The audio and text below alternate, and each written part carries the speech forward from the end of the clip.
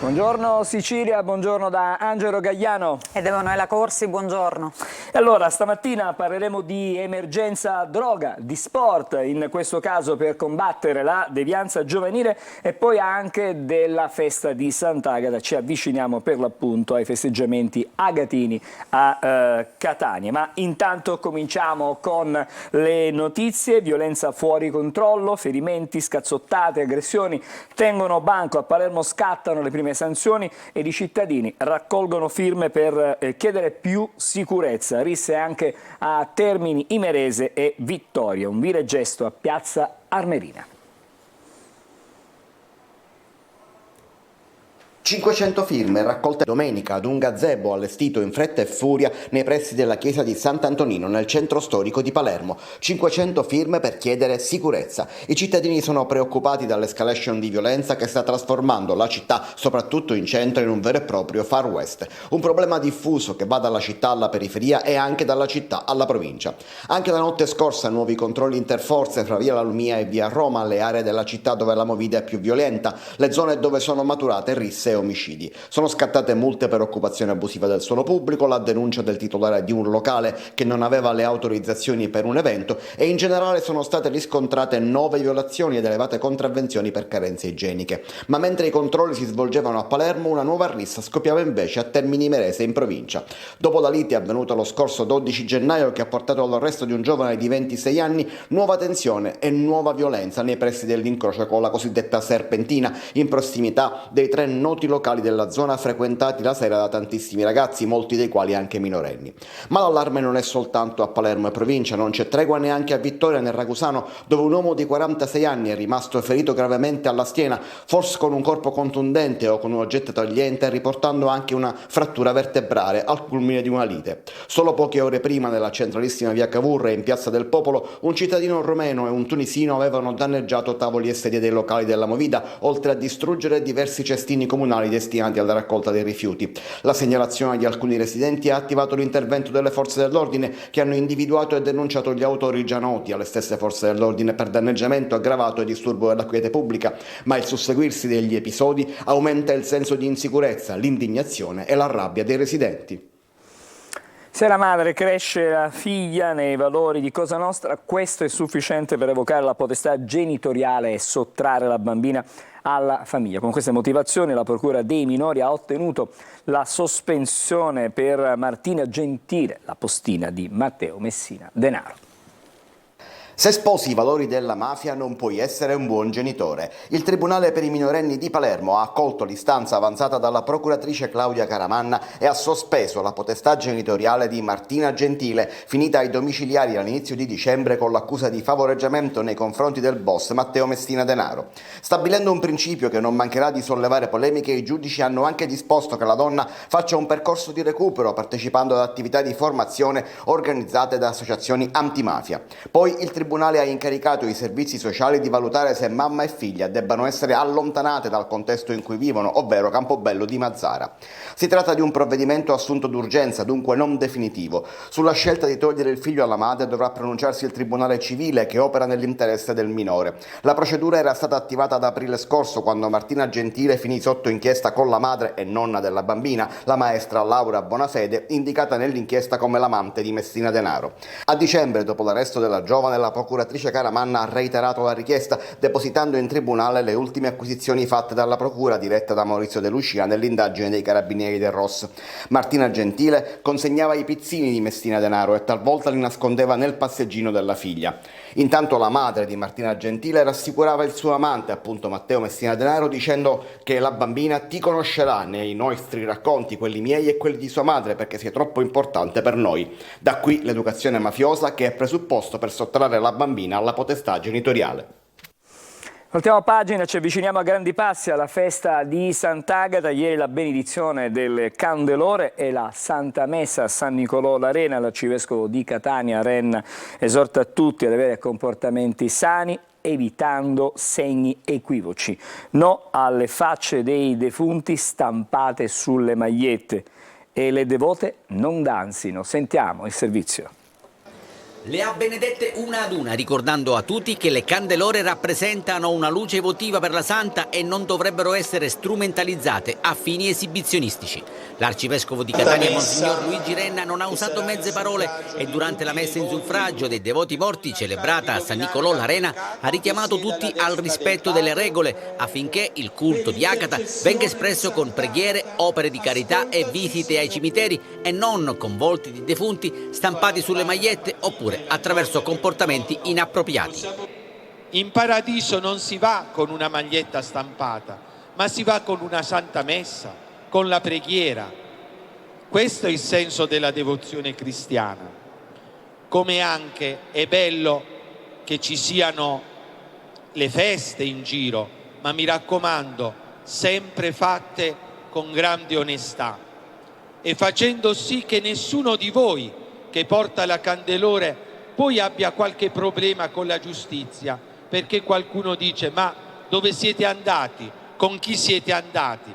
State attenti, le candelore sono un onore a Sant'Agata, non sono un onore da dare né al vescovo, né al sindaco, né al presidente del comitato, sono solo per Sant'Agata. Renna ha sottolineato l'importanza di mantenere un dialogo di fede, ha ribadito che le candelore sono simbolo di luce e come tale vanno rispettate, evitando individualismi e ricordando di eliminare segni equivoci perché, ha detto nell'omelia, siamo tutti peccatori e tutti possiamo sempre convertirci, magari cambiando mentalità per migliorarci. Eccellenza, ha concluso la messa dicendo ai devoti, a tutti: fate i bravi. Perché? Perché la candelora deve rimanere un segno di devozione a Sant'Agata. Non ci devono mai essere delle sfasature, dobbiamo essere un po' più cristiani anche nelle espressioni della nostra devozione.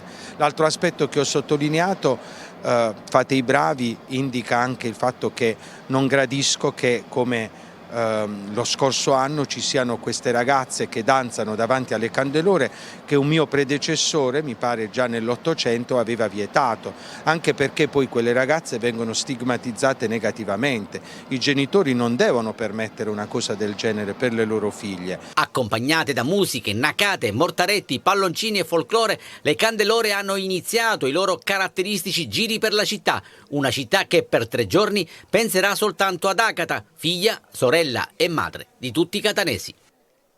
E adesso ci dedichiamo alla lettura dei quotidiani, cominciamo con quelli regionali, per questo c'è con me in studio, come avete già visto inizio trasmissione, Emanuela Corsi. Sì, Angelo, vediamo allora cosa scrivono i quotidiani oggi. Partiamo dalla Sicilia, vediamo in primo piano: subito al voto in caso di crisi. Fratelli d'Italia punta forte sul premierato, ma la Lega finora nessuna sponda. E poi lo sfogo di Arianna Meloni, l'altra Meloni, sarebbe la sorella, capo della sua segreteria. Siamo attaccati, vogliono farci saltare i nervi. Lei ha parlato durante un convegno che si è tenuto a Firenze. La polemica Bonaccini-Schlein, posizioni diverse sulle europee, segretaria isolata. Questo per quanto riguarda la politica.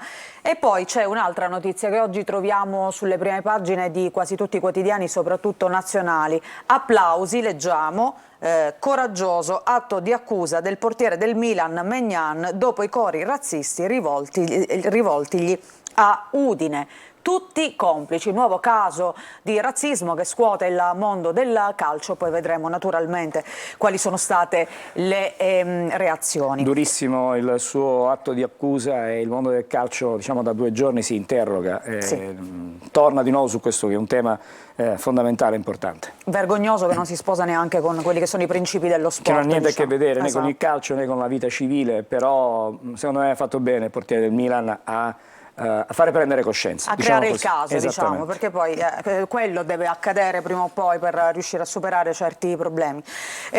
Andiamo invece nella nostra regione. Le carceri siciliane sono invivibili, alternative alla detenzione. Questo dopo l'ennesimo suicidio che è avvenuto all'interno di una casa circondariale, nella fattispecie ad Agrigento. Si scatena il branco razzista, anche qui un episodio di razzismo, però accade in Sicilia, a Piazza Armerina. Un branco di ragazzini aggrediscono una badante somala. Andiamo a vedere ancora, lotta alla povertà, assegno di inclusione in pagamento dal 26 di questo mese, il 22% delle domande arriva dalla Sicilia. La Sicilia è una delle regioni diciamo che, dove c'è la maggiore platea di chi chiede appunto questo sussidio. Andiamo ancora in alto, Etna Nord si rompe una gamba, salvato un escursionista. E invece per quanto riguarda la lotta agli sozzoni a San Giovanni la Punta nel Catanese, elevate 400 multe. All'interno questo focus sulle carceri siciliane, che le carceri sono invivibili, non c'è solo la detenzione. L'allarme, un nuovo suicidio ad Agrigento, riaccende la questione sicurezza nei penitenziari. SOS della Camera Penale di Catania. Oggi infatti c'è questa intervista a Francesco Antille, appunto il presidente della Camera Penale, Serafino Famà di Catania, che parla proprio di quella che è la situazione delle nostre carceri. E qui in questa foto invece vediamo il carcere di Agrigento, di Contrada Petrusa, dove nei giorni scorsi si è registrato l'ennesimo suicidio di un detenuto. Cronaca, il finto avvocato colpisce ancora, truffata una anziana. Palermo, nuova truffa del finto avvocato. La vittima è una signora di 85 anni, praticamente la modalità della truffa è la seguente: un uomo si finge avvocato, chiama e chiede dei soldi per una persona, un familiare vicino alla vittima, chiaramente, che sarebbe finito in carcere o che rischia il carcere, come in questo caso, da 2 a 5 anni, ed è un modo poi per farsi spillare, dei soldi, in questo caso 400 euro, l'oro che aveva in casa e il bancomat con il PIN. Branco di minori picchia e insulta donna somala. Siamo a pagina 5 sempre della Sicilia. Ricoverata sotto shock una 38enne aggredita con un pugno in faccia da un gruppo di 16enni già identificati. Continuiamo a raccontare appunto storie purtroppo che hanno protagonisti in negativo i giovanissimi. E ancora un'altra rissa tra giovani, ancora allarme nel palermitano. Nuova rissa al Belvedere di Termini Imerese durante questo fine settimana. La prima pagina di Catania, come abbiamo sentito anche nei nostri servizi, c'è Sant'Agata in primo piano, il giorno delle candelore. L'arcivescovo che dice appunto fate i bravi, chi le porta oppure le segue, supporta, non può avere problemi con la giustizia, continua appunto a sottolineare Renna. Ieri benedizione tradizionale, uscita dei 14 cerei, presto il 15° da San Nicolò l'Arena. Il degrado, restiamo su questa pagina, avvolge le terme della Rotonda, i residenti denunciano monumento chiuso e di notte è rifugio di senza tetto e tossici. Vediamo ancora all'interno sempre della provincia di Catania, si parla della fiera. Troppi operatori senza regole e le pulci fanno riscoprire l'area. Bonifica in piazza Carlalberto, dove appunto si svolge la storica fiera catanese, restituisce decoro dopo il mercato. Nell'8 centro alte e altre criticità, causa infrazioni a San Cristoforo con la discarica di via Moncada. La Gazzetta del Sud, quindi cambiamo giornale, vediamo. Messina, una rete idrica più efficiente. Messina è rimasta per 48 ore senza acqua, ma ricordiamo perché erano stati programmati degli interventi alla rete idrica, e l'amministrazione Basile e l'AMAM giudicano positivo quindi il bilancio degli interventi sulla condotta del Fiume Freddo, già programmati i lavori di febbraio, riunione dopo i sopralluoghi. A centropagina il calcio, la Serie C, Zunno consegna altri 3 punti d'oro al Messina, dal blitz di Caserta alla vittoria col Taranto. Altre notizie, vediamo nel taglio basso i magistrati a Nordio, di male in peggio, nuovamente scontro tra governo e l'ANM per quanto riguarda la riforma della giustizia, controffensiva appunto dell'ANM, sgradita la relazione del ministro sullo stato della giustizia, e poi abuso d'ufficio, intercettazioni e carenza di personale sono questi 3 diciamo i nodi su cui ci sono posizioni chiaramente diverse, troppe le criticità appunto riscontrate. Vediamo altre notizie nel taglio alto, Ponte sullo Stretto, l'aggiornamento del progetto è alle battute finali. Andiamo a vedere questa notizia in un approfondimento, quindi volata finale per il progetto aggiornato. In questa settimana sarà ultimato l'iter riguardante l'elaborato definitivo del ponte e dei raccordi viari e ferroviari. Le linee portanti restano sostanzialmente immutate, le procedure simili a quelle del 2011, il franco navigabile consentirà il transito delle grandi navi. Gli atti saranno trasmessi adesso al MIT. E vediamo ancora all'interno sempre della Gazzetta del Sud c'è questa notizia che farà piacere sicuramente a 21.000 pensionati regionali, perché stanno arrivando i famosi adeguamenti dovuti all'inflazione. Sì.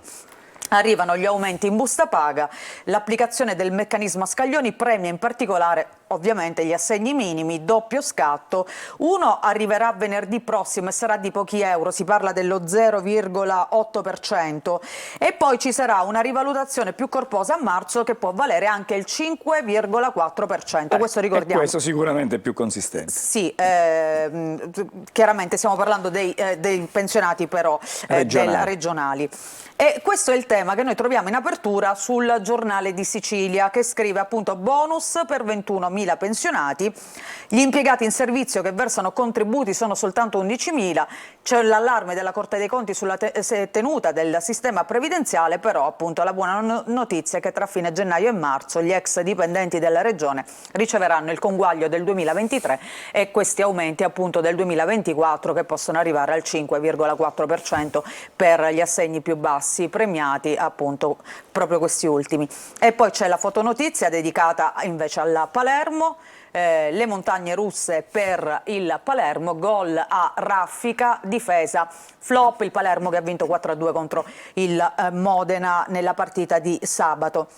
Restiamo nel capoluogo siciliano invece per parlare di cronaca, mala movida, controlli e multe, chiusa l'arena di Mondello.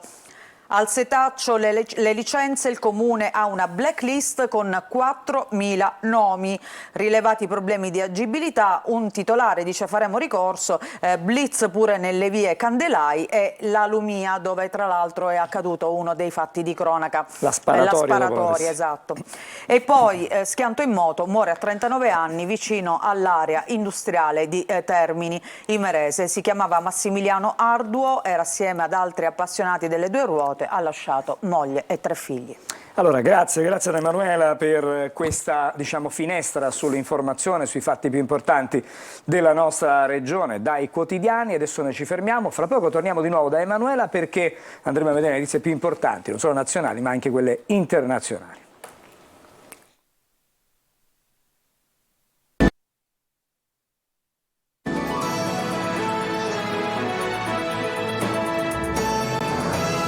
Eccoci, siamo pronti adesso per andare a vedere le notizie più importanti di questa mattina sui quotidiani nazionali, notizie non solo italiane ma anche quelle che vengono dall'estero. Emanuela. Sì. Partiamo dalla Nazione perché voglio farvi vedere chiaramente anche a casa il caso di cui si sta parlando in queste ultime ore.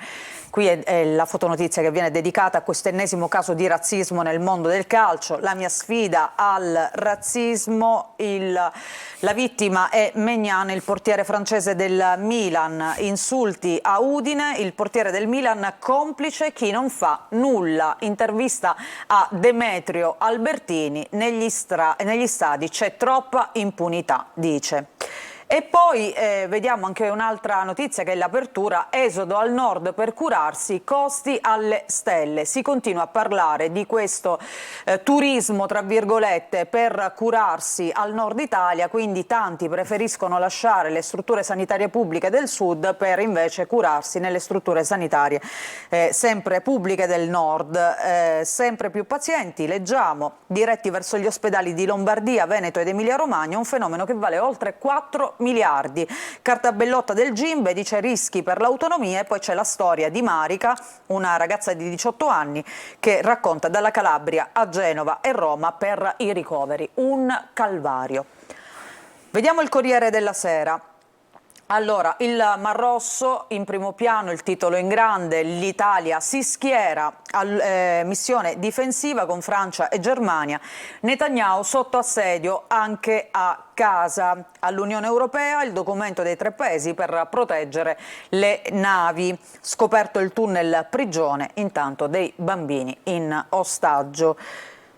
E poi di spalla appunto squadre e PM, fermate i razzisti o sarete complici. Milan, gli insulti al portiere. Ma sono queste secondo me le parole che poi più di ogni altra, delle altre in qualche modo hanno scosso il mondo del calcio, perché immediatamente sia la FIGC sia i vertici dello sport nazionali hanno preso posizione. Certo non potevano fare diversamente, però l'appello ai magistrati, ma l'appello soprattutto alle istituzioni del calcio, alle squadre, alle società del portiere del Milan in qualche modo ha scosso forse più di altre volte, perché non è il primo episodio di razzismo che purtroppo si verifica nel calcio in particolare, non tanto nello sport, ma il calcio ha offerto spesso di questi eventi.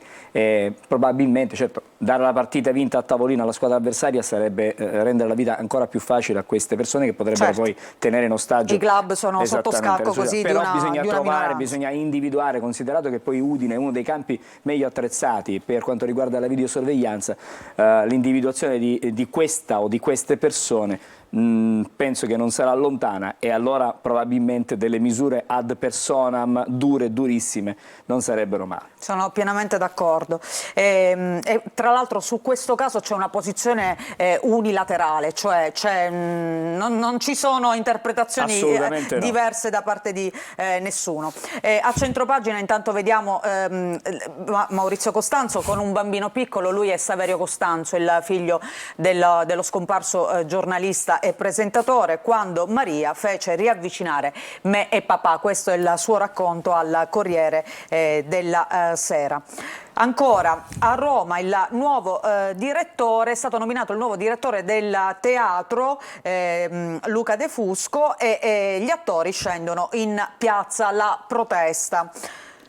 E poi si parla di una ragazzina che era scomparsa più o meno 2 anni fa ad Ancona, Andrea. La madre chiede chi l'ha uccisa perché sono stati trovati dei resti vicino al luogo della sparizione di questa ragazza, e adesso è indagato il fidanzato, su cui comunque gli inquirenti si erano concentrati fin dall'inizio. La cosa strana è che questo casolare era già stato controllato e non era stato trovato niente. A distanza di 2 anni infatti l'ipotesi è quella che questi resti siano stati portati in un secondo momento.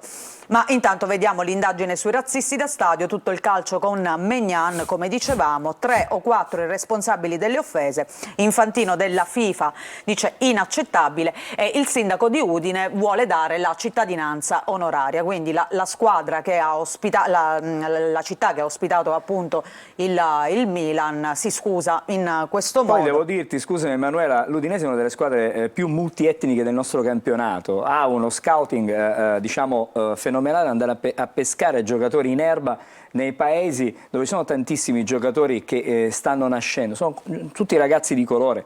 Perché adesso, voglio dire, questo gesto? Perché evidentemente c'è poca intelligenza. Secondo me il punto lo hai toccato tu prima, cioè non è una questione di idee o di ideologie, ma è soltanto una questione di mettere sotto scacco delle squadre, quindi diciamo è una piccola mafia all'interno del mondo dello sport. Potrebbe essere una chiave di lettura, oppure un episodio di una stupidità impressionante che poi sfocia in quello che è certamente un episodio non sgradevole, assolutamente da bocciare, bacchettare, allontanare dai campi di calcio. Assolutamente, il calcio deve essere assolutamente di tutti e non deve essere divisivo, il calcio, lo sport in generale. Il calcio poi è lo sport che aggrega di solito già da quando si è bambini, e quindi sicuramente non è un bell'insegnamento anche per i giovani. Chi decide se la gara va interrotta? Oggi c'è questo articolo, cosa rischia il club? Per gli arbitri è stato seguito il protocollo. Ancora squadre e giudici devono assumersi le responsabilità o saranno complici, appunto, le parole del portiere. Parlare non serve, ci vogliono sanzioni. Parla anche, insomma, ci sono tante reazioni, tante testimonianze.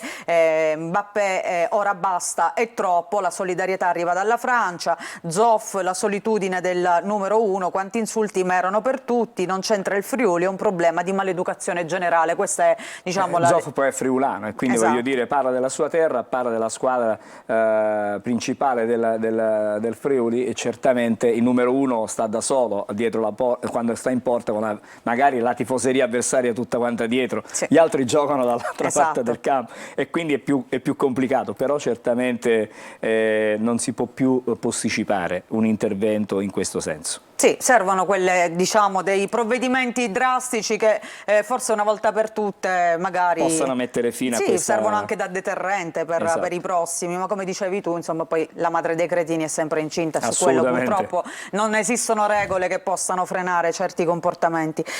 Andiamo a vedere la Repubblica, invece mette in primo piano il lavoro, il costo della crisi. Sono più di 300.000 le famiglie dei lavoratori coinvolti nei piani di ristrutturazione aziendali sparsi in tutta Italia. Scendono da 1 milione a poco più di 500.000 i percettori invece dell'assegno di inclusione, che sarebbe il nuovo reddito di cittadinanza.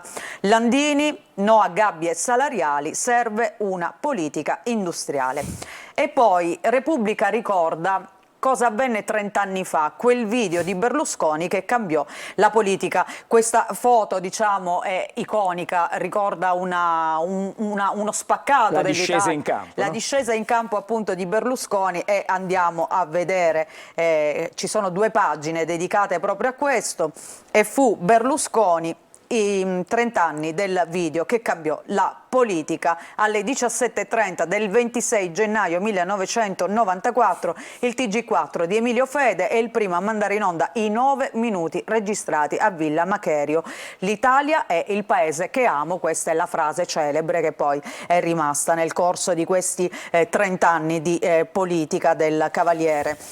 Anticipò quel che poi avrebbero fatto tutti, il blog di Grillo, i tweet di Renzi, le dirette Facebook di Matteo Salvini e Giorgia Meloni, perché lui ha portato un nuovo modo, una nuova comunicazione all'interno della politica, forte anche del fatto che chiaramente ha sfruttato quello che era il suo, come dire, habitat naturale, diciamo così. Esatto, le televisioni.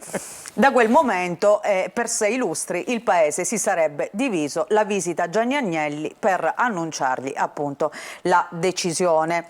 E poi l'intervista a Roberto Gasparotti, il regista: la calza è stata una genialata, una vita per lui, ora Fratelli d'Italia, Forza Italia, scusami, mi ignora. La calza, suppongo che era la tecnica, appunto, per girare questo video. E poi vediamo qua il braccio di ferro, un altro momento storico della politica di Berlusconi. Silvio Berlusconi, Achille Occhetto, che all'epoca era il suo competitor principale del centrosinistra, nel marzo del 1994 al confronto preelettorale che fu condotto da Enrico Mentana.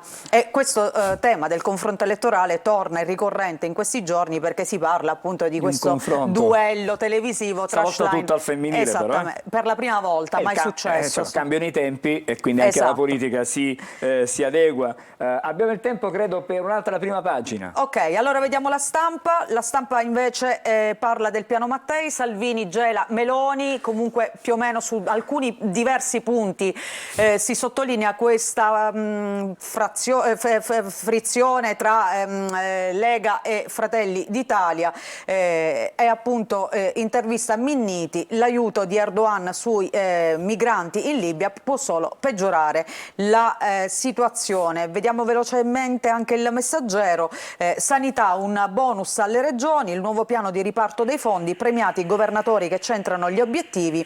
L'Istat parla di decessi in calo nel 2023 ai livelli pre-Covid, l'effetto sulla crisi demografica. Grazie Emanuela. Grazie a te. Allora noi ci fermiamo, una breve sosta e poi il primo dei nostri ospiti di questa mattina, fra pochissimo. Ben ritrovati ad un nuovo appuntamento con Trebi Meteo, un lunedì con tempo ampiamente soleggiato sulla nostra penisola, con un generale contenuto rialzo delle temperature massime e con ventilazione in progressiva attenuazione. Solo qualche disturbo entro fine giornata sull'arco alpino tra Levante Ligure, Alta Toscana e Umbria, complice l'affluire di aria umida. Sulla Sicilia, pressione atmosferica alta, garanzia di stabilità e sole prevalente sull'isola. Qualche nube di passaggio possibile, ma in assenza di fenomeni. Soffia ancora un po' di vento da nord sull'area ionica, poi in progressiva attenuazione, temperature diurne pressoché stazionarie, al più in contenuto lieve rialzo attorno ai 13-15 gradi. Nella giornata di martedì torneranno un po' di nubi, specialmente sul versante tirrenico sulle province più occidentali, ma non daranno luogo ad effetti significativi, solo qualche debole fenomeno atteso in serata. La ventilazione da prima ruota dai quadranti occidentali, seguentemente ruoterà dai quadranti nord-occidentali, poche le variazioni termiche. Ulteriori dettagli ed approfondimenti in merito sull'app di Trebi Meteo sul nostro sito web. Ma quindi cucino io Cucini oggi, tu con quello oggi. che c'è nella mystery Qui box? ci sono gli ingredienti con cui dovrai cucinare. Che fumare. Alza la mystery box. Sta pronta? Vai. Meglio che non cucini, guarda. Dai, ma io Niente, ci avevo meglio. creduto, scusa. Eccoci, siamo di nuovo insieme. Allora salutiamo, diamo il benvenuto a Fabio Brogna, che è il direttore del Servizio Territoriale Dipendenze Patologiche. Buongiorno, grazie Buongiorno a lei. di aver accettato il nostro invito. E stamattina torniamo a parlare di quello che è un vero flagello, diciamo così, tra i giovani, perché i dati sono davvero impressionanti. I più giovani, fra le altre cose, si comincia ad assumere sostanze addirittura da giovanissimi. 10 anni si è calcolato, lo ha detto la procuratrice dei minori di Palermo. Allora, partiamo da diciamo, cosa può, diciamo, quanto incide l'assunzione di droga, perché il tema è quello negli ultimi episodi che abbiamo registrato di violenza, perché a Palermo, ma anche in altre città, molto spesso nelle serate in discoteca o dopo le serate in discoteca sono verificate delle risse. E questa assunzione, secondo la procuratrice, porta poi a questo tipo di episodi. C'è una correlazione? Possiamo avere una correlazione? Allora, per dare una risposta corretta a questo quesito, bisognerebbe fare uno studio proprio su questo, per vedere se quanti di coloro che hanno fatto violenza l'hanno fatta sotto l'effetto di sostanze stupefacenti. Però è chiaro che diciamo, il processo che per deduzione si va a innescare, cioè violenza, droga, effettivamente è così, cioè è probabile che alcuni episodi di violenza siano stati fatti sotto l'effetto di droga. Allora, dicevamo prima che ormai da giovanissimi, già 10 anni addirittura, si entra in contatto con le sostanze stupefacenti, le prime assunzioni a 10 anni, ma c'è un altro dato che preoccupa, che è quello relativo anche ai pusher. Anche i pusher sono diventati sempre più giovani, cioè si incomincia e si spaccia droga in tenerissima età. La diffusione sta diventando davvero capillare. Beh, questo diciamo è un fatto all'atere, il motivo è che spesso il minorenne diciamo, che viene sottoposto a procedimento penale non ha lo stesso trattamento dell'adulto e quindi in termini di pena, insomma, in termini di pena viene scontata la pena per il minore.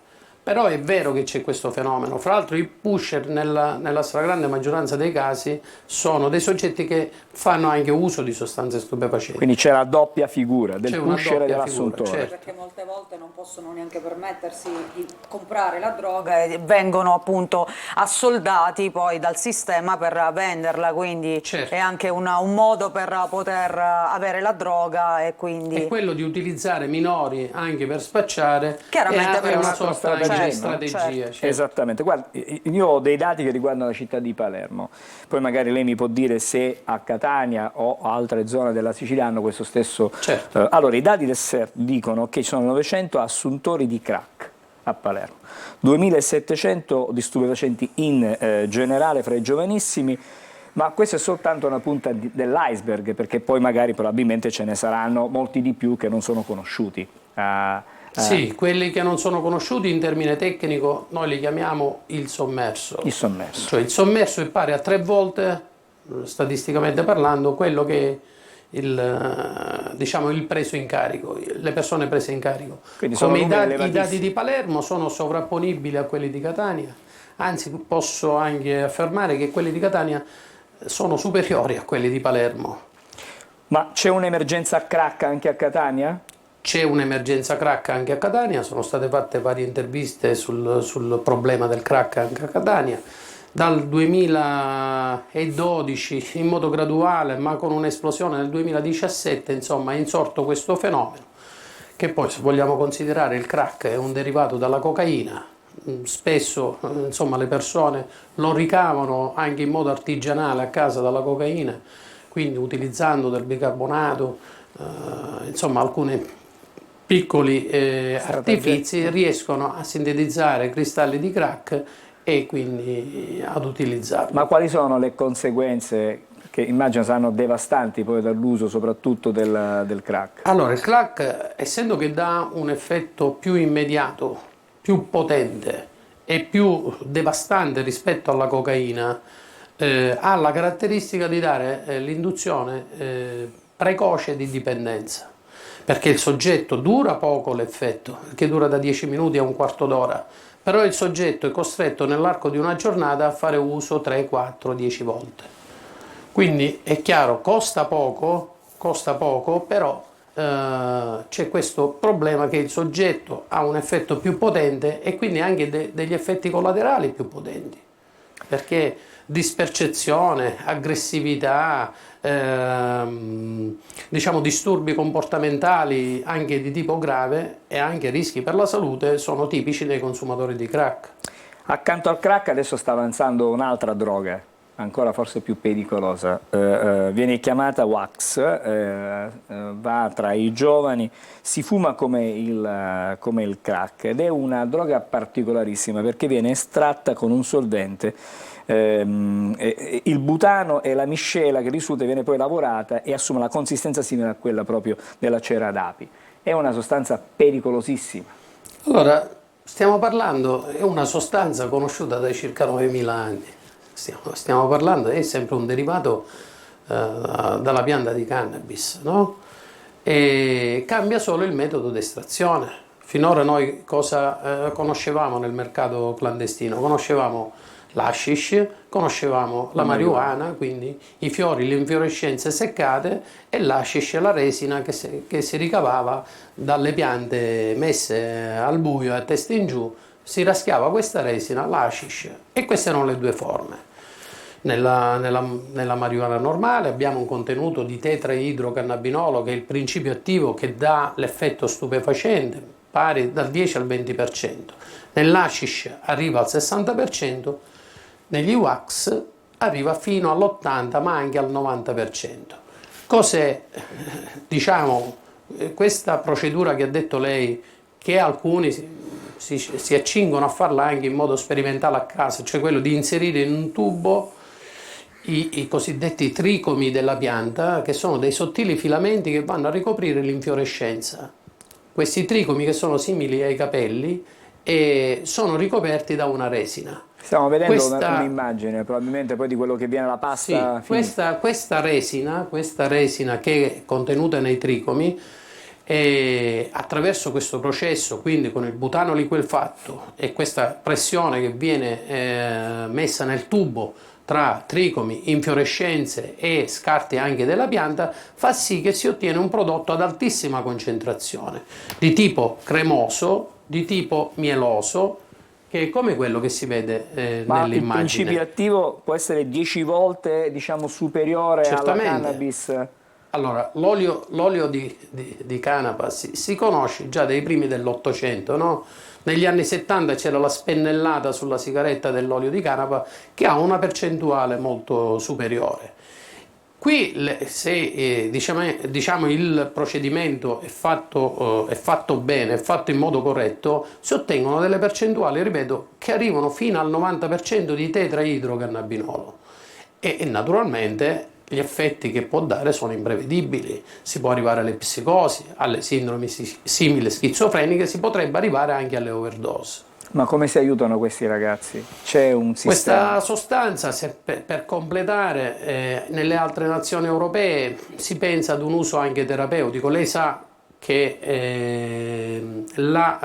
diciamo, la cannabis è terapeutica, quindi con il tetraidrocannabinolo presente all'interno è venduta nelle farmacie sotto la presentazione di ricetta medica su determinate patologie. Allora si ipotizzava di utilizzare i wax, che non sono uno solo, Ma sono diversi. sono diversi, con nomi anche particolari. Abbiamo il Crumbler, lo Sugar, l'Onecamp, il Budder, sono tutte tipologie a diverse intensità e a diverso contenuto di tetraidrocannabinolo che vengono prodotte e conservate in vasetti di resina. Addirittura si è posta l'ipotesi di un uso terapeutico, ma gli effetti sono veramente imprevedibili perché non è possibile quantificare il dosaggio. Allora è stato accertato, insomma, che non è materialmente impossibile quantificare il dosaggio e quindi per uso terapeutico sicuramente non sarà utilizzato. Diciamo è difficile poter aiutare i ragazzi, le persone adulte che dovessero entrare poi ad avere dipendenza, arrivare a dipendenza da questo wax. Allora, la dipendenza da marijuana c'è sempre stata, cioè in questo caso con un'unica assunzione si hanno degli effetti immediati e un tempo abbastanza lungo nel tempo, quindi dove il soggetto può avere allucinazioni, può avere agitazione psicomotoria, può avere tutta una serie di sintomi collaterali anche di tipo grave, difficoltà respiratorie e tutta una serie di problemi fisici. Con la marijuana, un soggetto che è dipendente da marijuana, che giornalmente fuma 10-15 spinelli, insomma in modo diluito, ma assume sempre alte percentuali di tetraidrocannabinolo. E quindi diciamo che le forme di terapia saranno sovrapponibili a quelle che vengono utilizzate per i normali assuntori di cannabis. Dottore, prima di salutarla, leggo, grazie chiaramente agli autori, che in Svizzera si è liberalizzata la cannabis e in qualche modo si ha una riduzione della vendita al mercato nero del circa del 5%. Può essere la legalizzazione una soluzione per combattere lo spaccio, diciamo, illegale? Perché in Svizzera sono questi dati. Allora ascolti, io sono un dipendente pubblico, i SERT naturalmente sono i servizi pubblici per le dipendenze patologiche dove i soggetti si rivolgono nel momento stesso in cui stanno male, sia sotto l'effetto di droghe ma anche per dipendenze comportamentali, gioco d'azzardo e altre dipendenze. È chiaro che noi ci muoviamo con il testo unico 309 del 90. Nel testo unico 309 del 90 ancora oggi l'alto contenuto di tetraidrocannabinolo è proibito. Ma è proibito per dei motivi. Certo. Perché? Perché nuoce alla salute. Allora non tocca a noi ma al legislatore stabilire se è opportuno o non opportuno legalizzare. Io le posso dire che, forte dell'esperienza professionale, mi sembra un po' assurdo legalizzare qualcosa che fa male ad alte percentuali, anche perché, le dico questo e chiudiamo l'intervista, una volta la resina aveva il 60% del contenuto e il tetraidrocannabinolo contenuto nella marijuana era di circa il 10%. Oggi i ricavati dalle piante sono quasi sovrapponibili in percentuali di tetraidrocannabinolo, piante modificate, che arriva quasi al 60%. Se noi andiamo a legalizzare questa tipologia di marijuana, non penso che facciamo un servizio utile alla salute dei cittadini. È stato chiarissimo, dottore. Grazie, e noi ci auguriamo comunque che, insomma, i ragazzi, le persone che entrano in queste dipendenze possano in qualche modo rivolgersi alle strutture specializzate per avere un aiuto, un sostegno e magari, chissà, uscire da questi tunnel infiniti. Certo. Io e chiudiamo, le dico solamente che prima viene aggredito il problema, prima si risolve. Noi siamo gli unici servizi, le 9 unità operative che dirigo su tutto il territorio di Catania, con la prossimità quindi da Palagonia a Bronte, e abbiamo l'anonimato, quindi chi viene da noi, le generalità sono tutelate, siamo gli unici servizi che accogliamo minori e maggiori. Quindi i set sono a disposizione sia i familiari che gli amici, che persone che vedono che una persona sta male. La nostra porta è aperta. Grazie per il servizio che fate. Grazie a lei. Ogni giorno, a qualsiasi ora del giorno e della notte. È vero, anche durante la pandemia abbiamo lavorato. Grazie, grazie ancora. Arrivederci. Resti qui ancora con noi, ci fermiamo un attimo, fra poco un altro ospite. Buongiorno Sicilia riprende fra pochissimo.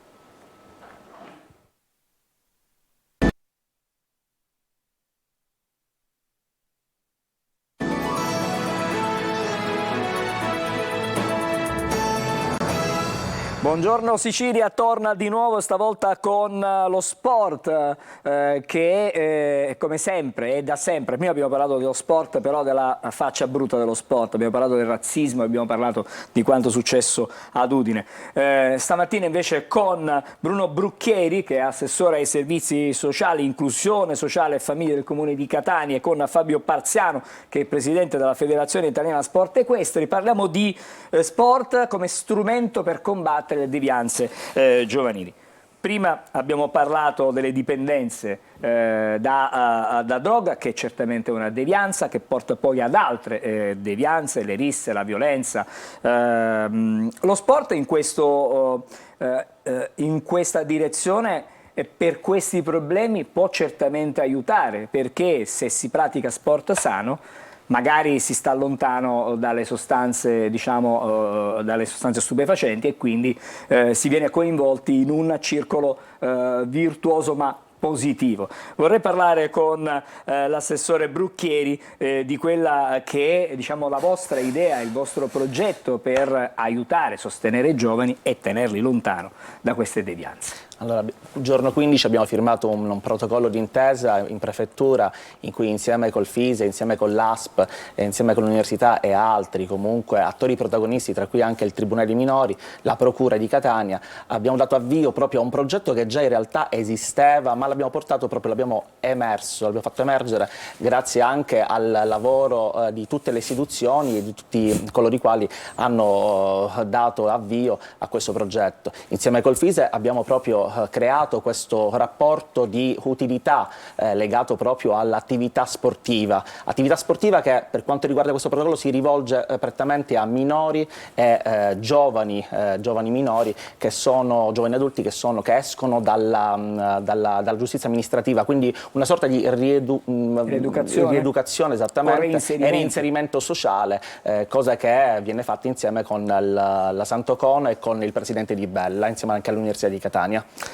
E con il presidente della FISE, diciamo che la Sicilia forse nell'immaginario di tutti non ha una grande cultura di sport invernali, perché quest'anno l'abbiamo avuto praticamente inverno, no? Quindi è difficile andare a trovare soprattutto la neve, perché non sono soltanto sport che si applicano e si praticano sulla neve gli sport invernali, però certamente è uno sport di grande sacrificio, quello invernale, perché quasi sempre si concorre e si gareggia da soli, no? Quasi sempre, non sempre, no? Ci sono anche degli sport di squadra, però il sacrificio può essere la chiave perché questi giovani possano in qualche modo poi trovare riscatto, cioè sacrificio e soddisfazione personale allo stesso tempo, perché quanto più è dura raggiungere un risultato, un obiettivo, poi ci si hanno grande gratificazione anche a livello personale. Questa è la mia idea, poi non so se è così per lei che insomma vive questo sport, questi sport.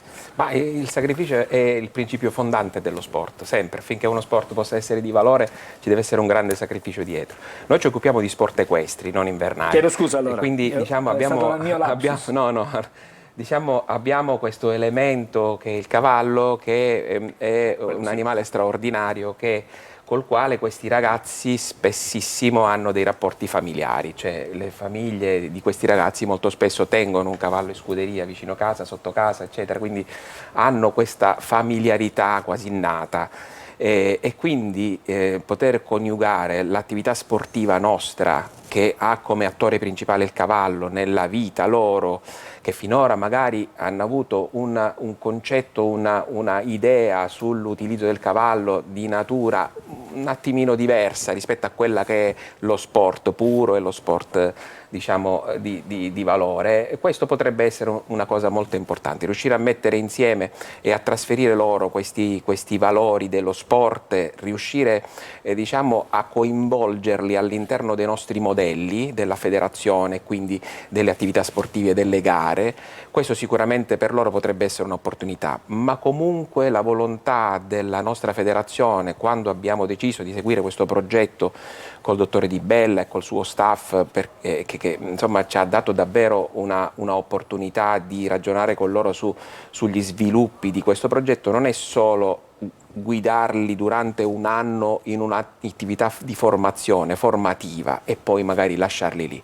L'obiettivo finale, e per questo sono state coinvolte tutte queste istituzioni così importanti, è provare a riuscire a dar loro l'opportunità di una prospettiva lavorativa. Ma il cavallo in qualche modo, anche l'impegno, no? Seguire un cavallo, avere la responsabilità, poi in qualche modo instaurare questo circolo positivo, nel senso, voglio dire, hai la responsabilità di non lasciarlo da solo, di accutirlo, di pensare alla sua nutrizione, di stargli accanto. In questo senso non solo l'attività, diciamo, agonistica, che è poi tra le più eleganti certamente che noi conosciamo, perché i maneggi attorno, conosco la realtà di Catania, attorno alla città sono tantissime, negli ultimi anni stanno proliferando, però avere questo pensiero, avere questa responsabilità ti tiene anche lontano poi da determinati ambienti, hai un pensiero, hai una responsabilità.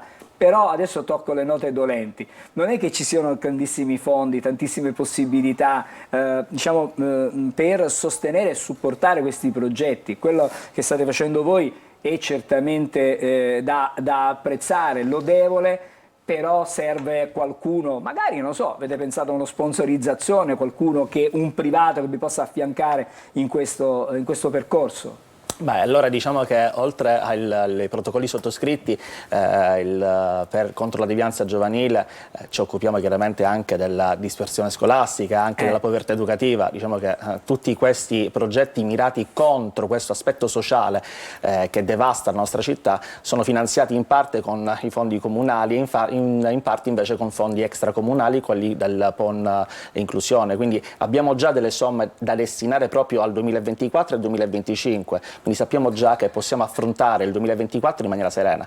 I centri di aggregazione giovanili, i centri di aggregazione territoriali, gli istituti educativi assistenziali, diciamo che sono soltanto una parte delle misure che possono contrastare la devianza, una parte può contrastare la povertà educativa e la dispersione scolastica. Ma diciamo che il problema è molto più ampio, non è soltanto esclusivamente il giovane che magari non va a scuola perché è, come dire, attirato da un'altra scuola, magari in periferia, una scuola legata proprio a contesti sociali lontani magari da quelli che si possono vivere in una circoscrizione ricca come la seconda o la terza circoscrizione di Catania, che è il cuore di Catania. Chiaramente dobbiamo pensare anche a coloro i quali non andrebbero a scuola se non avessero figure come gli assistenti alla comunicazione, quindi i disabili, quindi l'ASACOM e l'igienico personale. Sono fondi chiaramente che il Comune investe e ha investito e investirà sempre e comunque proprio per la lotta al contrasto alla povertà educativa. E queste insomma sono diciamo, delle pianificazioni fondamentali per il territorio. Un'ultima domanda, capisco che è difficile quello che le sto chiedendo, ma portare lo sport equestre a scuola è complicato, però magari non si può fare fisicamente dentro la scuola, ma dedicare qualche ora diciamo, di quelle che sono le attività anche extracurriculari, no? Per i giovani, portarli in un maneggio potrebbe in qualche modo ampliare e soprattutto fare conoscere ai ragazzi che magari vivono soltanto di calcio, di pallavolo, di basket, fare conoscere questo mondo. C'è l'idea, c'è un progetto in questo senso? Sì. Allora, chiaramente l'elemento fondante del sport equitazione, quello che crea il vero rapporto tra uomo e cavallo, tra amazzone e cavallo, è la sensibilità. questo è, diciamo, il grande campione degli sport equestri è sempre una persona di una grande sensibilità, perché riuscire a trovare l'intesa, il binomio è l'obiettivo dello sport, e quindi questo è il principio fondante. Questi progetti di questa natura hanno bisogno come principio quello della sensibilità, perché riuscire ad avere questa attenzione verso i terzi è determinante, perché non sono progetti probabilmente che possano andare avanti con i denari, con i finanziamenti. Più di quello c'è bisogno di sensibilità, perché il ragazzo da andare a collocare in una struttura che possa essere un maneggio, eccetera, parlo sempre del progetto, ora le rispondo alla sua domanda, questa è la cosa che più ci interessa. In questo momento questo progetto per noi ha una prevalenza importante nella nostra agenda, perché ci crediamo moltissimo e siamo certi che possa funzionare, perché proprio per l'elemento cavallo che ci sta in mezzo, e quindi diciamo, riuscire a valorizzare questa sensibilità all'interno di questo progetto è certamente una carta vincente. I progetti per le scuole li abbiamo tentato anche di portare dei poni all'interno delle scuole in modo che non possano essere invasivi come i cavalli, diciamo, delle strutture eccetera. Abbiamo anche acquistato come federazione un tondino modulare da poter montare all'interno dei cortili delle scuole, proprio per andare lì con i nostri istruttori e provare a instillare in questi giovanissimi, in questi ragazzi, diciamo, intanto la conoscenza del cavallo e l'emozione, perché quello che trasferisce, immagino che è una cosa diversa, quello che rispetto a quello trasferisce che il cavallo si fa quotidianamente a scuola. è l'emozione, certamente, perché quando guardiamo un animale così davanti a noi, così grande, per noi suscita, per i ragazzi, per i bambini, vi garantisco che è un'emozione straordinaria. Allora, quindi questo sì, sono dei progetti già in atto, avviati. Grazie, buon lavoro all'assessore Bruno Brucchieri per quelle che sono, insomma, i tanti progetti e che si possano concretamente realizzare in maniera fattiva per coinvolgere sempre più i ragazzi, non solo che abbracciano, diciamo, un'altra strada, ma aiutarli anche a restare sui banchi di scuola quanto più tempo possibile, in modo da non solo avere cultura, ma prendere coscienza di quello che è poi la vita civile che ci circonda. Grazie invece a Fabio Parziano per l'impegno che viene messo per portare, diciamo, il cavallo, no? E fare conoscere questo animale non solo come per lo sport, ma come diceva lei, per la sensibilizzazione, per aiutare da un punto di vista umano anche, fondamentale. Buon lavoro. Noi ci dobbiamo fermare, i nostri tempi sono davvero strettissimi e compattati. Grazie per essere stati con noi questa mattina. Torniamo fra pochissimo, grazie, buongiorno. Fra poco parleremo di Sant'Agata, una lettura diversa. Agata la Santa Fanciulla, uno spettacolo che sta avendo grande successo. Tutto questo fra pochissimo.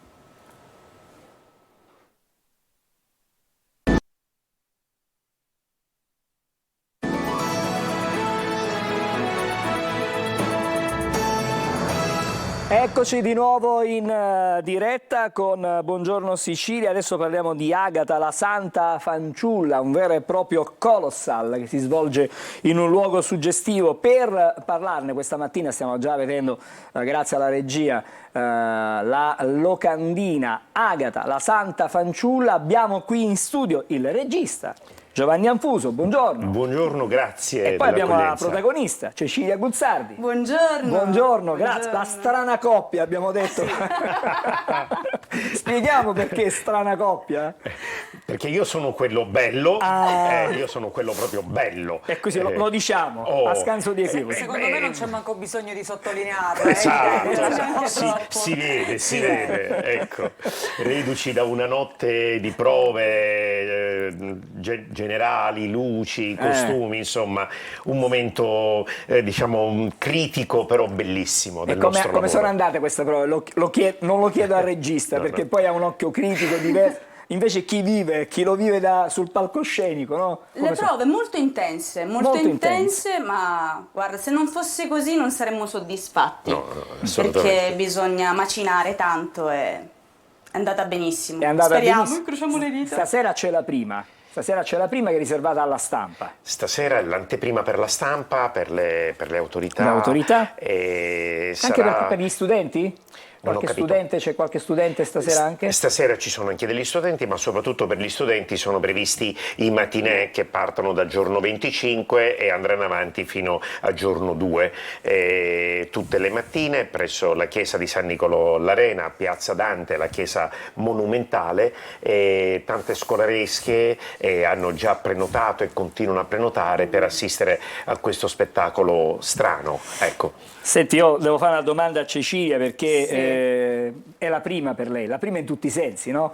Nel senso che stasera c'è la prima perché lei è la protagonista per la prima volta in questo ruolo, lei che poi fra altre cose insomma ha un'esperienza che ha maturato fuori dalla Sicilia, a Roma se non sbaglio. Ma qual è l'emozione stiamo vedendo delle immagini fra le altre cose in video, però questa esperienza che cosa trasmette quando si va in scena, che cosa si trasmette alle persone che guardano, ma soprattutto che cosa si ha dentro? Allora, per quanto riguarda le persone ancora non so perché non riesci. Stasera capiremo insomma il riscontro che c'è con il pubblico.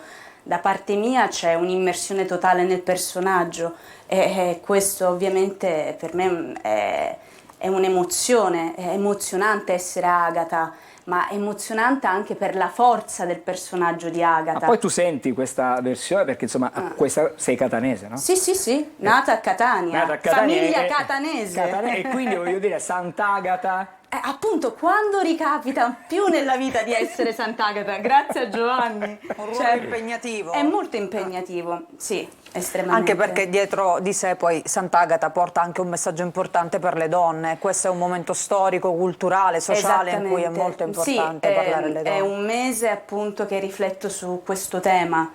Agata è un archetipo di femminicidio. Fondamentalmente è una giovane donna che va contro la forza maschile, la volontà maschile e si afferma appunto come portatrice di amore e di fede. Quindi direi che è difficile quello che Giovanni mi sta facendo fare. Ma io a Giovanni volevo chiedere questo spettacolo che poi narra proprio del martirio di Sant'Agata, metterlo in scena non è semplice.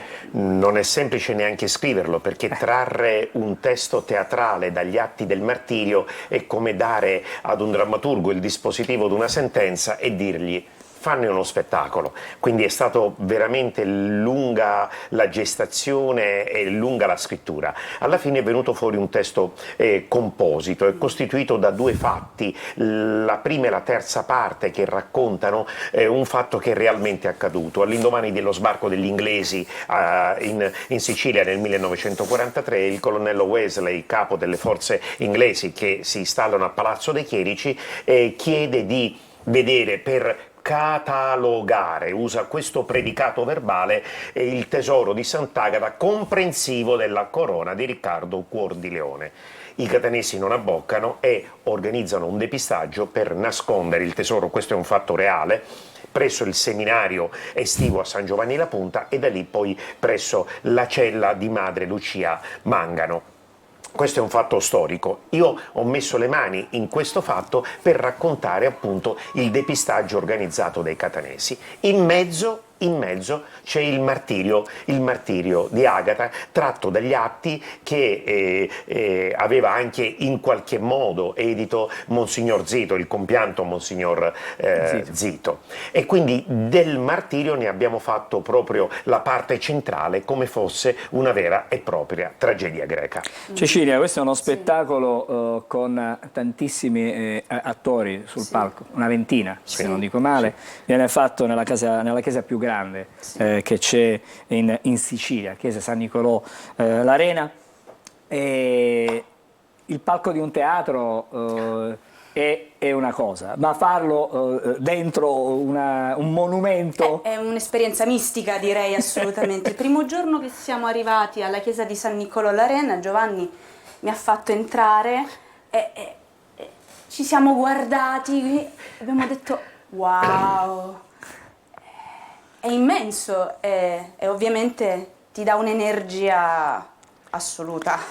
Allora, sarà impegnativo perché andate in scena a partire da oggi fino al 2 febbraio, diceva prima Giovanni, ci saranno anche doppi spettacoli, come viene strutturato insomma, queste rappresentazioni, perché è importante? Da giorno 25 a giorno 2 noi faremo 2 spettacoli al giorno, uno la mattina per le scuole, anzi invito le scuole appunto a prenotarsi, non credo siano rimasti tanti posti liberi, però provate a prenotarvi, ne vale assolutamente la pena, il costo per ogni allievo è di 9 euro. E poi lo spettacolo alle 21 tutte le sere dal 25 al 2 di febbraio. Lasciatemi citare alcuni, se non tutti, gli attori che sono con noi: Davide Sbrogio che interpreta Quinziano, Barbara Gallo, madre Mirella nell'altro frammento dello spettacolo, la protagonista del depistaggio di cui parlavo, Ivan Giambirtone che interpreta il cavaliere Pennisi, e poi Giulia Paminonda, Antonietta, insomma è un cast davvero ricchissimo. Michele Carvello e Bruno Prestigio, i 2 ufficiali inglesi che tentano di mettere le mani sulla corona di Riccardo Coro di Leone. In particolare lasciatemi salutare e ringraziare il dottor Luciano Catotti, il dottor Ninni Trischitta, i produttori nostri, della nostra compagnia. Sono gli stessi produttori, sì, che dell'Inferno di Dante. Sì, la compagnia nostra che si chiama Buongiorno Sicilia. Allora dite, siete a casa. Sempre ritorniamo.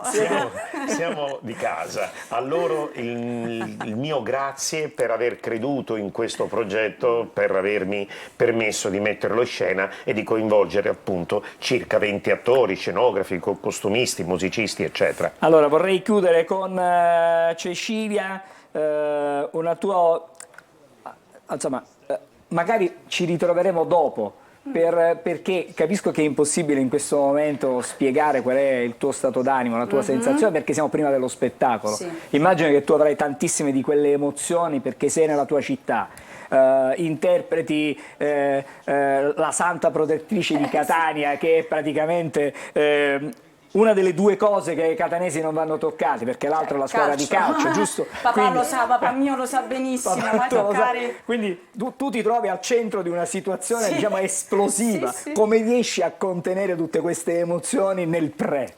Con la concentrazione, sai. È vero che l'emozione è tanta, ma siamo dei professionisti, quindi prima di tutto abbiamo le nostre routine, sappiamo cosa dobbiamo fare per rimanere concentrati. Io ho il mio percorso, quindi... Proporrei di parlarne il giorno dopo, perché in questo momento ce la stiamo facendo sotto. Questa è la verità. Allora, in bocca al lupo con Agata la Santa Fanciulla, grazie a Giovanni Anfuso che è il regista, grazie a Cecilia Guzzardi che è Sant'Agata in questo momento qui in studio con noi, grazie a Buongiorno Sicilia, la compagnia Buongiorno Sicilia, e in bocca al lupo davvero. Viva il grazie lupo. a voi, grazie davvero. Allora, grazie. Ci fermiamo, torniamo fra pochissimo perché adesso ci godiamo l'almanacco e poi parleremo delle stelle, che cosa ci riservano questa mattina le stelle. A fra poco.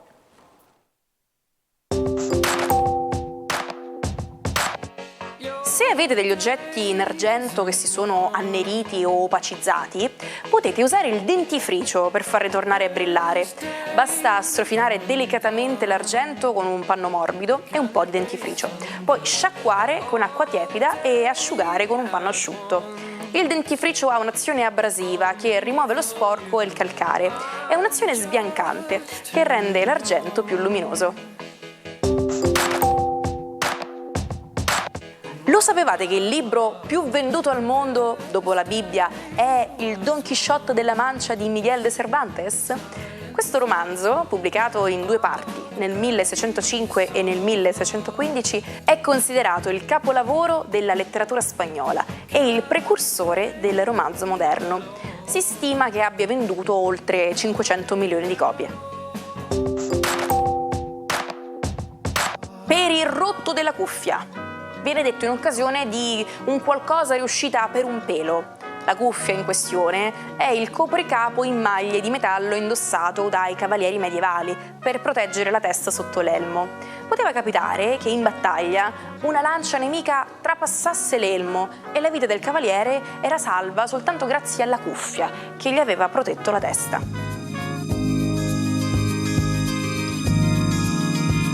Stiamo per arrivare alle stelle, fra poco da Marco Amato. Passo brevemente Faccio veloce. una battuta, dalle stalle, abbiamo parlato prima di cavalli, alle stelle. Vediamo se abbiamo una notizia, Emanuela, stamattina. Allora, i Colors, la felicità dei Colors che vanno a Sanremo, qui siamo sul Messaggero, finalmente a Sanremo la Champions del pop, e poi a loro è dedicato un articolo anche sul Corriere della Sera. I momenti bui della carriera ti fanno apprezzare il successo, questo vale non solo per la musica in generale, Per tutto, The Colors, nella vita, esatto, in generale. è vero. Benissimo, allora andiamo a sentire Marco, buongiorno, buon caffè. Buongiorno, grazie. Eccoci, ti vediamo. Intanto che cosa ci dici di questo lunedì 22 gennaio? Che cosa ci dobbiamo aspettare dalle stelle? Dunque, è un giorno un po' speciale perché è la prima settimana di entrata di Sole in Acquario, quindi vive i segni d'aria, Gemelli, Bilancia e Acquario, ma è già scattato l'evento più importante dell'anno a livello planetario, ovvero l'ingresso di Plutone in Acquario. Plutone è pianeta del potere e della trasformazione. In Acquario donerà ai segni d'aria una forte carica aggiuntiva, quindi gli Aria sono i top di gamma per adesso nello zodiaco.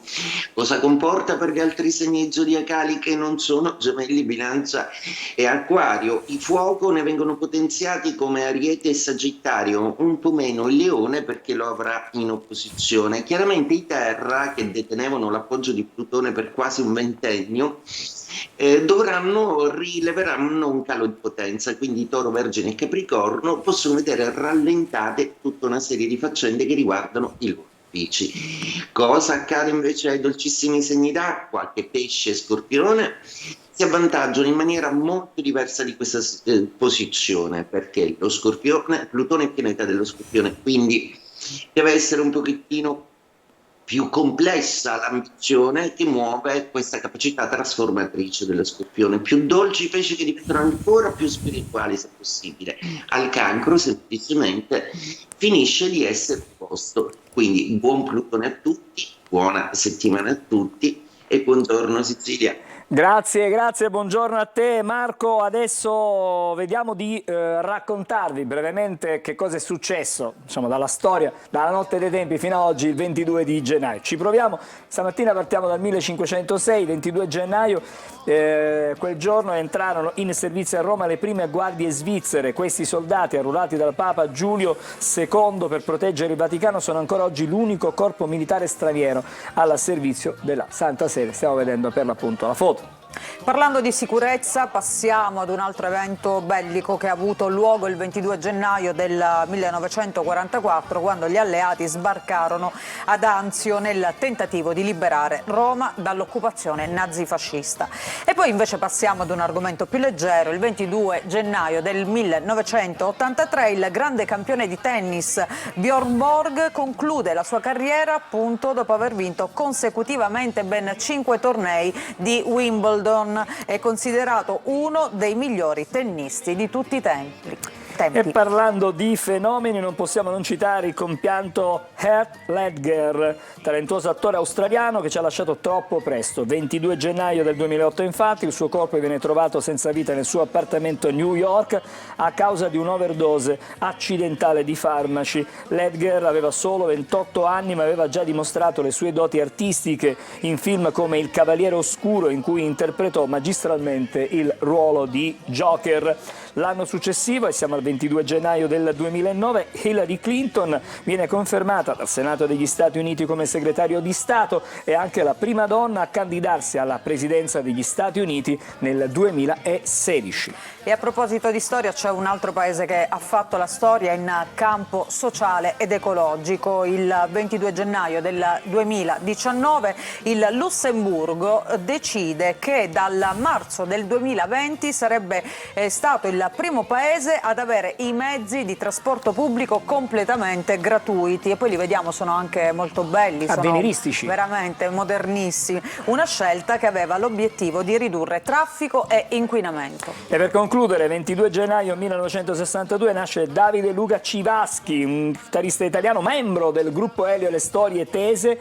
La band è nota per il suo stile musicale eclettico, umoristico, che spazia dal rock demenziale al pop. Stiamo vedendo per l'appunto la foto. Hanno partecipato a Sanremo nel 1996, hanno conquistato il secondo posto, anche se il loro dichiarato obiettivo era quello di classificarsi all'ultimo posto. La canzone è un ritratto ironico e critico del nostro paese. Il titolo La terra dei cachi. In questo brano il gruppo si scaglia contro la mediocrità, la corruzione, usando metafore, giochi di parole e citazioni. Buon ascolto, alla prossima puntata, vale a dire a domani mattina. Grazie per essere stati con noi e ci rivediamo domani. Grazie Emanuela. Grazie a te Angelo, a domani. La terra dei cachi.